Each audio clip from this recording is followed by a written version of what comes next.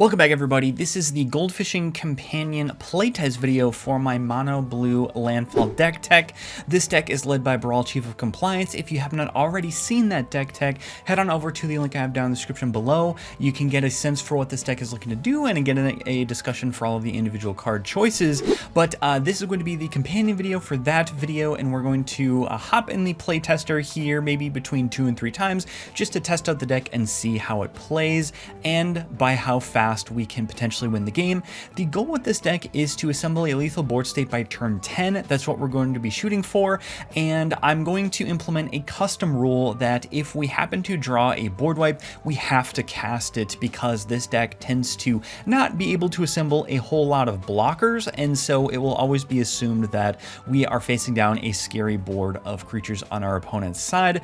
And then before we get into the play testing, if you like this video, leave a like on it and subscribe and all that good stuff. And with that out of the way, we can head on into the playtester. We are in the archetype playtester today. I found that archetype is the best out of all of the major deck building sites. Our first hand here is unkeepable because we do not have 3 lands, and so we're going to go ahead and mulligan.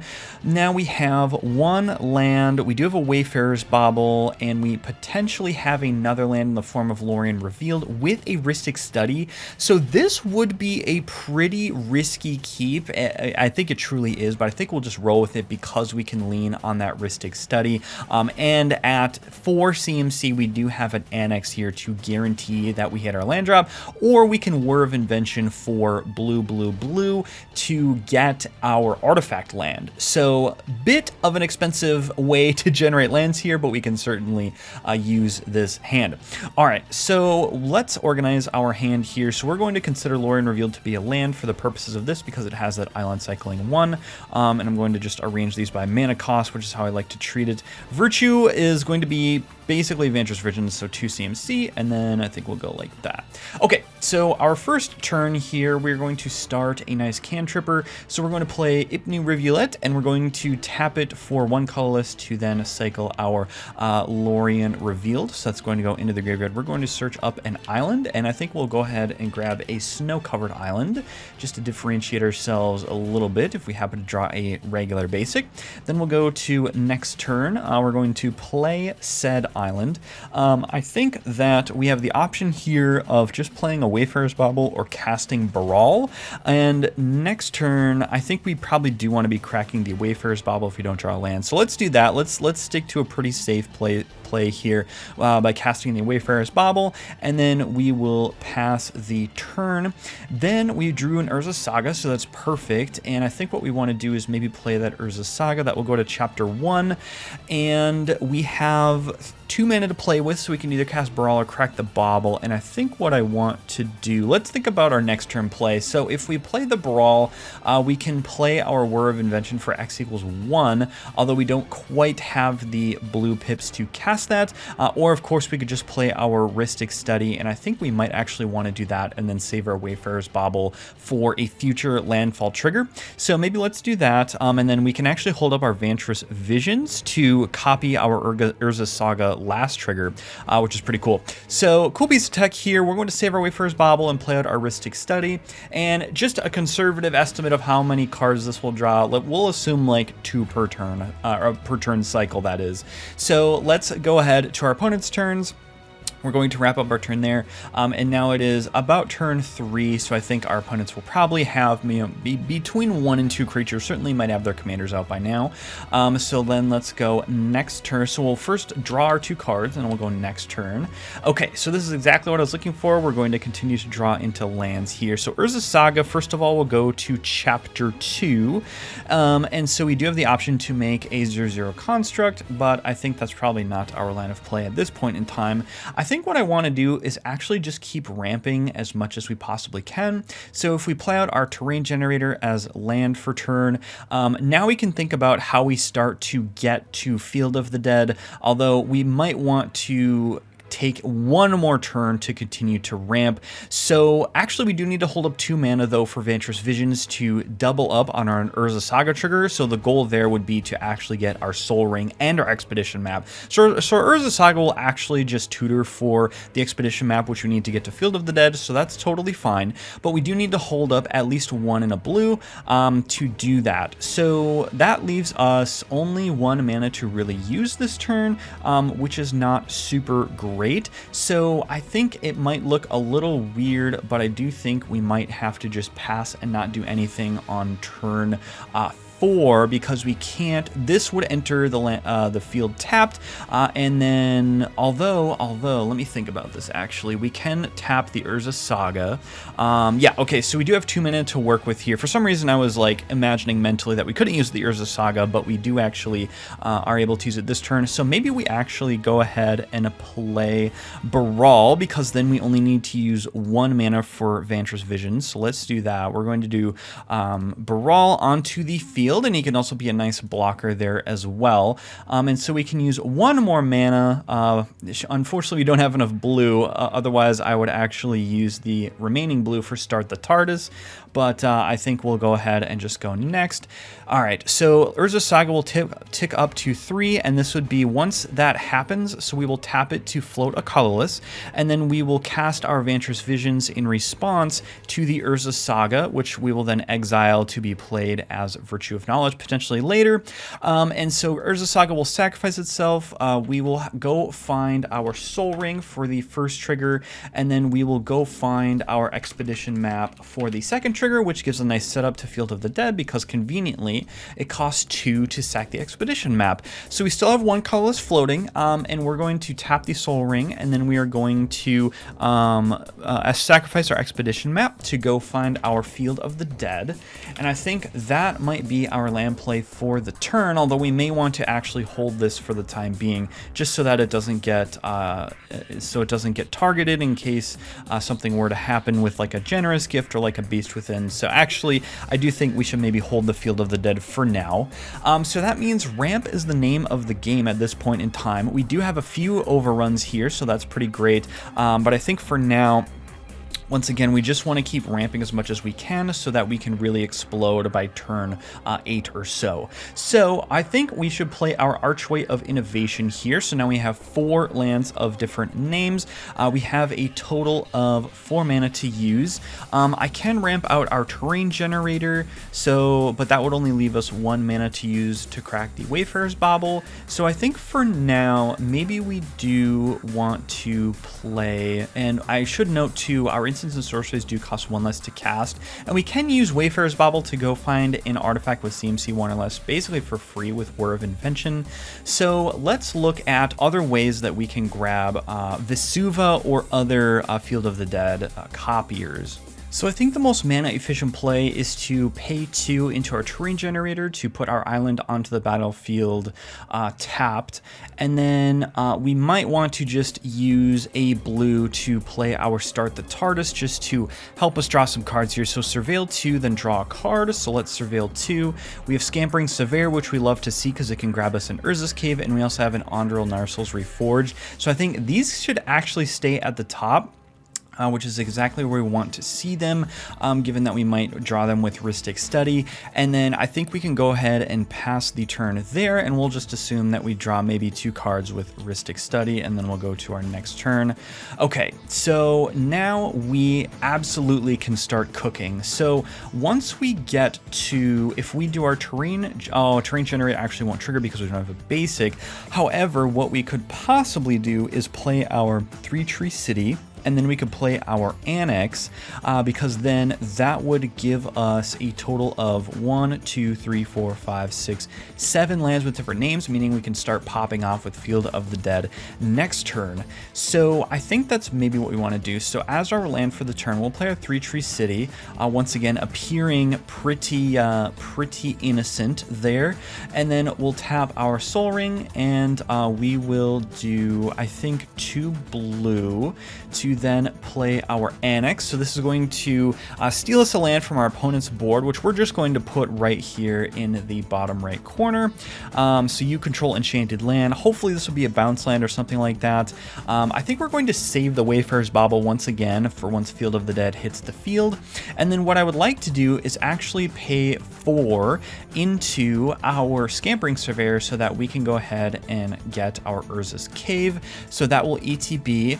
We will grab our Urza's Cave out of our deck, and now we've got enough lands to start popping off with field here. So then we'll go on next turn and Ristic Study. We'll say we'll draw us like a card for the turn cycle. Maybe our opponents are being pretty responsible.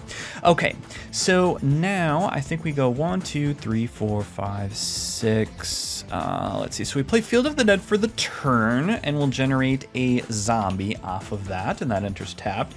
So actually, oops, not tutor. I need to create a Zombo. Then we have 1, 2, 3, 4, 5, 6, 7, 8 mana to play with. We can crack our Urza's Cave to grab Vesuva, but I don't think, would that put us below our necessary amount of lands to trigger field? So that would put 2 fields. That would, total number of differently named lands would be Field, 3 Tree City, Terrain Generator, Snow Covered, Ipnu, Archway, and a regular island. Okay, so we're totally fine there. So let's tap our Soul Ring and then a Terrain Generator. I'm thinking maybe we'll actually do 3. Actually, yeah, we'll do Terrain Generator just in case we can start popping off with our 3 Tree City as we get more zombies. So that's going to, we'll sack the Urza's Cave, and then we'll go grab a Vesuva. And so this will enter our hand, and then we already played our land for the turn. We don't have another way to play out the Vesuva quite yet, but that's totally okay. I think we might play next.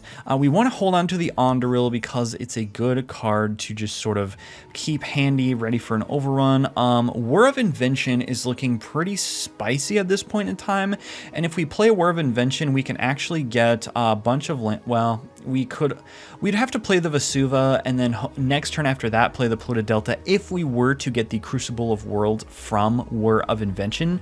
But once again, we're really holding a lot of overruns right now, so maybe for now we just actually tap 5 for our Virtue of Knowledge, which if I sequence that better, I think we might have gotten another zombie trigger, but we'll actually have this enter the battlefield as Virtue of Knowledge, and then if we assume that I sequenced that correctly before playing the Field of the Dead, we would have made another zombie. So we're going to assume that we're a little bit generous. We're going to make 1 more zombie there. Okay, so that's going to leave us with 1 mana remaining, and I think we can't really do much with that after that. So we're going to assume that Ristic Study is gone now, just because it tends to be a pretty spicy target. We're going to assume that we maybe had to chump with Scampering and then Brawl, just assuming that we get a few attackers sent our way for what we're doing here, as our opponents can start to get an idea. So we'll play our Vesuva, and that will enter tapped as a copy of Field of the Dead. So now we have 2 Field of the Dead, plus them being doubled with Virtue of Knowledge. So we will now make 4 total zombies off of that land entering.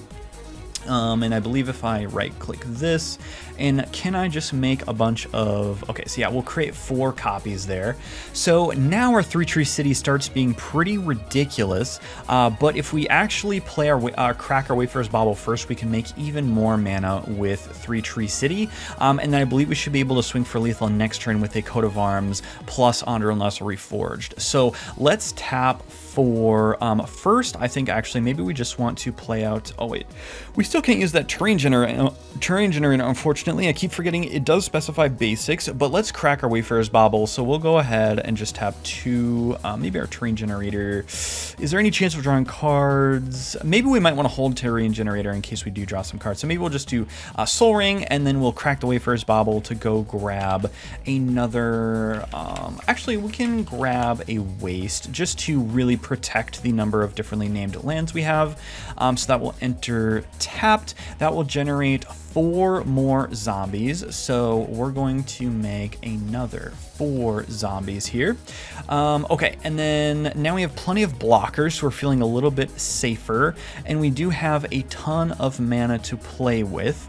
So I think for now, maybe we actually just replay Baral, and then maybe we do, Actually, no. I think if we tap 2 for our 3-tree city, we can now add an amount of mana equal to blue, equal to the number of creatures we control that are zombies. So that'd be 1, 2, 3, 4, 5, 6, 7, 8, 9, 10. So let's tap the 2 and then tap 3-tree city. So we have 10 floating mana right now. What can we do with that? We can grab a Whir of Invention, I believe, and let's go ahead and tutor out. I think the best artifact we could probably tutor at this point in time would be a Dragon Throne of Tarkir, is what I'm thinking. Or we might actually just want to generate more zombies. So maybe if we actually go, let's go grab a land off of this, believe it or not, which sounds a little weird given that we have 10 mana. But if we look for, I believe the land is called Seat of the Synod is what we're looking for. So that will enter the battlefield untapped. Whir of Invention will go to our graveyard. We will generate 4 more zombies. So let's actually drag this fella over here, and then we'll create 3 on top of him. Okay.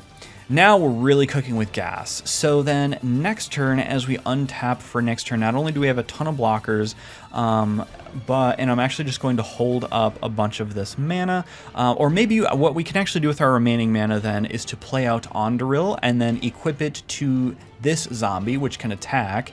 So then he'll go into combat, and we'll just say that that took the remaining floating mana from 3-tree city just for simplicity of tracking. He will attack and put 2 1/1 counters on all of our zombies. So we're going to go ahead, and I believe if I can do this really quick in Archetype. All right, so now we've got 4 zombies. So now we go next turn, and then we are able to tap our 3-tree city for just an enormous amount of mana. Once again, we can play out our Polluted Delta and crack it to then get another 8 zombies on top of this. So we're going to create just an insane amount of copies. We're going to create 8 zombies right there, folks. Oh my goodness. And then what we can do is then we will tap our 3-tree city for basically unlimited mana. We will play out Coat of Arms, and then we will play out our Dragon Throne of Tarkir, equip it, and then use its tap ability to give other creatures you control gain trample, get +X/+X until end of turn, where X is the creature's power, to make our zombies essentially +20, something crazy like that. Probably even more than that.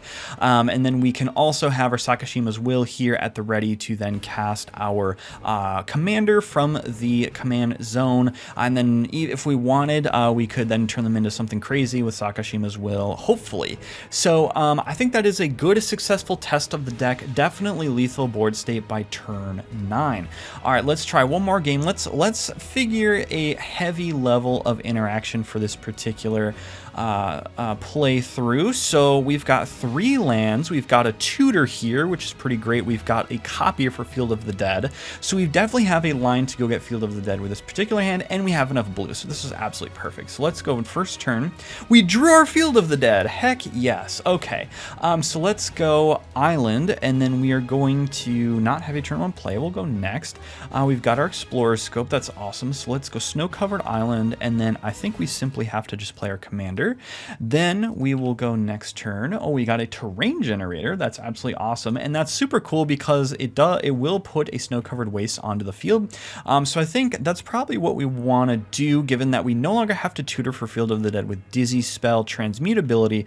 We can definitely use our terrain generator and then play out our snow-covered wastes. So let's go next after that. So now I'm going to make a strategic decision.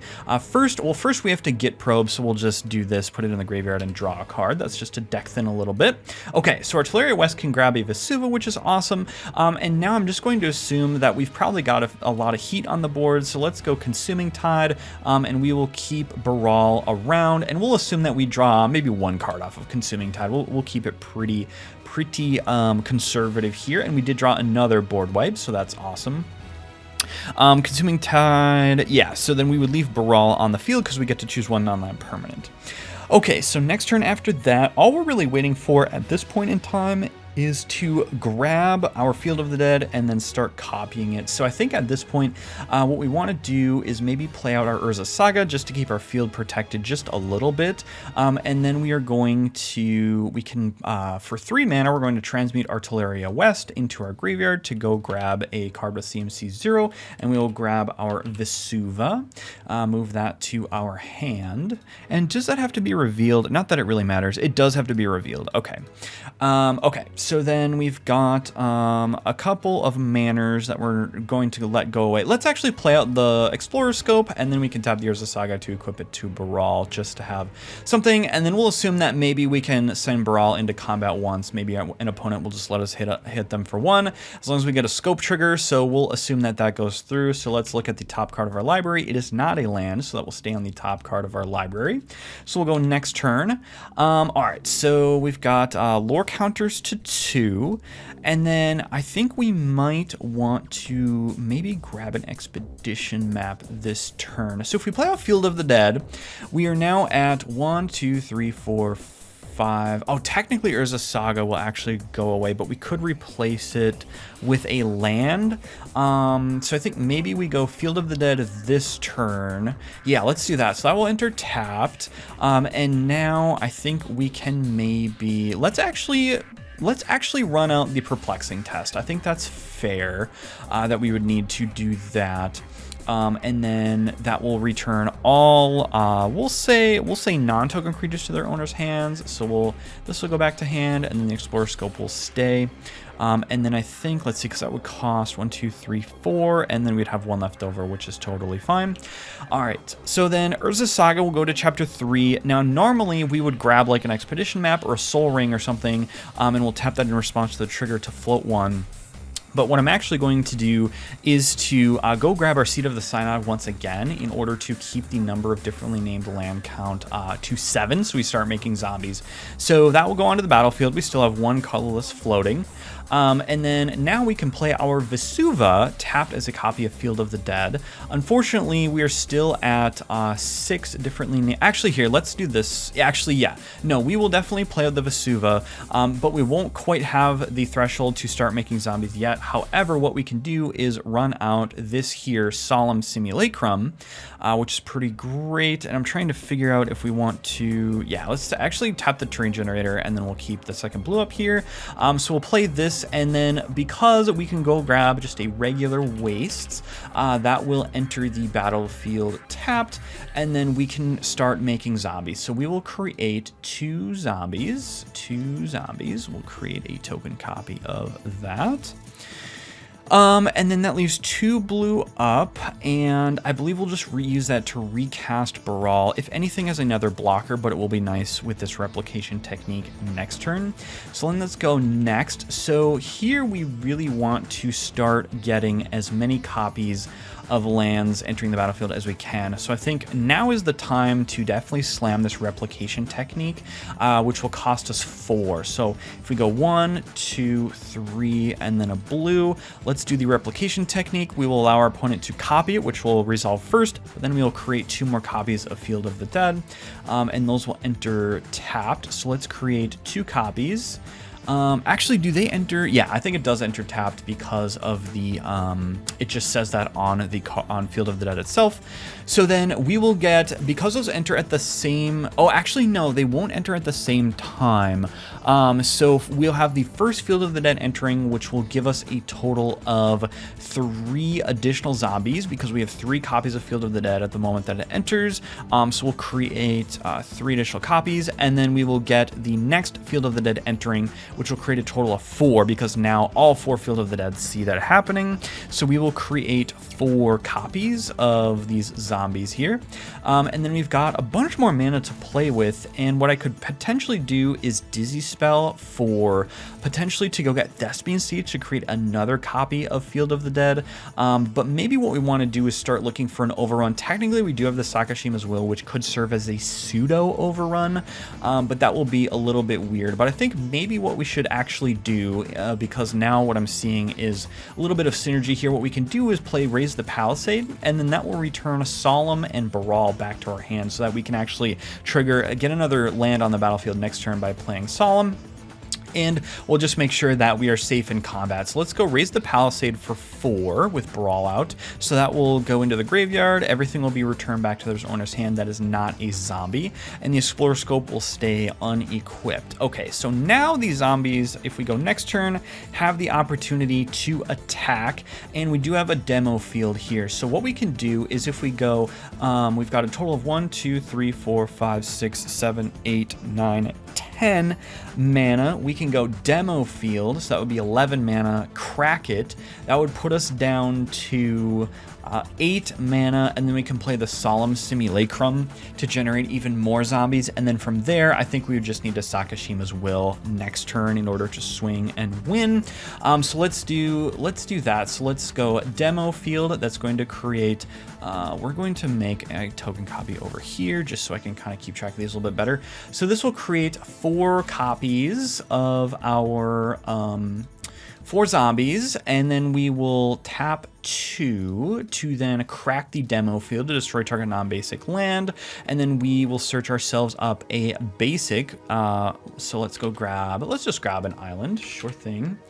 That will go onto the battlefield, and I believe does it enter tapped or not? Put it on the battlefield, then shuffle. Okay, so then that will create 4 more zombies once again. So let's create 4 more zombies there, and then we can then play our Solemn for 4 by tapping. Actually, we'll keep the blue up here. It doesn't matter. It's all colorless actually. So Solemn will go grab another snow-covered island. And then that will move to the battlefield tapped, and that will create us 4 more zombies. So let's create another fella over here, and then we will create 3 more copies over here. Okay, and notice that all of this is happening on our lands, and so this is very hard to interact with if our opponents do not have a board wipe. So now, if we wanted to swing out with the horde of zombies that we've accumulated over here, which I believe some of these are summoning sick, but we could play our Sakashima's Will if our opponents have something spicy to copy, or we could maybe, well, I guess we couldn't really turn them into a Solemn Simulacrum now, could we? But we do have an additional 4 mana to play with. We could maybe go cast our Dizzy spell here, but maybe what we actually want to do is dig through time to hope we get like a Coat of Arms or a tutor for a Coat of Arms next turn. So we've got a total of 8 cards in our graveyard. So let's actually play our dig through time. Can we get it down to cost only 2 mana? I believe we can. So if we go blue, blue, and then we will exile, I believe sorcerers we can't really get back, but it does actually matter if we happen to hit a Candlekeep Inspiration. So if we move this to, so that would be 1, 2, 3, 4, 5, and then I guess we will do 6, why not? 6 mana to then play our dig through time at instant speed. So we'll look at the top 7, which I believe I can do here. Okay, so put 2 of them into our hand. I think we want the Mass Manipulation actually as an alt wincon, so that will definitely go to our hand. And then maybe we just play our, maybe the play is actually to get Crucible so that we can continually replay our fetch lands, if anything, and just overwhelm that way. But actually, no, I do want the card draw, so maybe we'll do Lorien Revealed, and then the rest of these go, I believe they either get shuffled in or go on the bottom. We'll check how this actually works, but so with Dig Through Time, put the rest on the bottom of your library in any order. Okay. So now we have 2 mana left, and we can do not a lot with that. What I could do is cycle the Lorien Revealed for another island and then play that potentially, but I think we probably are good in terms of number of zombies. We're really just looking for, a way to overrun, and it looks like we're not finding it. So I think maybe now at this point we would just hold our zombies as blockers, even though that sounds kind of scuffed, but it doesn't even matter if they get removed off the board because next turn we have the mass manipulation for a bunch. So actually maybe we do. Okay, so let's see, how much mana do we have? 1, 2, 3, 4, 5, 6, 7, 8, 9, 10, 11, 12. So if we get the land now, that wouldn't necessarily allow us to put another mana cost into mass manipulation. So I think maybe we'll just pass and bluff a counter spell for this particular turn. If we go next, oh, Mystic Sanctuary. So that does actually matter what's in our graveyard then. So I think what we could do is just go mass manipulation to win the game. So we could gain control of, if we put 12 mana into it, we could gain control of 4 target creatures, basically the best creatures off the board. And then from there, or actually, here's what we do. Here's how we win. You go 1, 2, 3, 4, 5, 6, 7, 8, and then we gain control of 2 creatures for mass manipulation because X is equal to 2, and then that leaves us up enough mana to then play our Sakashima's Will to then just make all of our zombies a copy of whatever the scary creature was that we stole. So I think that's how we would win the game there by turn 10. So I think that's another great example of how the deck functions. It's just very resilient against removal, once again because we're just running a lot of lands, harder to interact with, and because it's a ramp deck at its core, it's really hard to not have a successful game plan because most of what we're just doing is generating mana and looking for Field of the Dead. So I think that's a good example of how the deck works, and that is where I'll wrap up the video, guys. So hopefully you got a good idea of how we can generate just an insane amount of zombies by turn 8 or so, and then swing for lethal by about turn 9 or turn 10. So that is the video, guys. Once again, hopefully you enjoyed it. Leave a like on it and subscribe to see more content like this, and hopefully we'll see you all in the next one.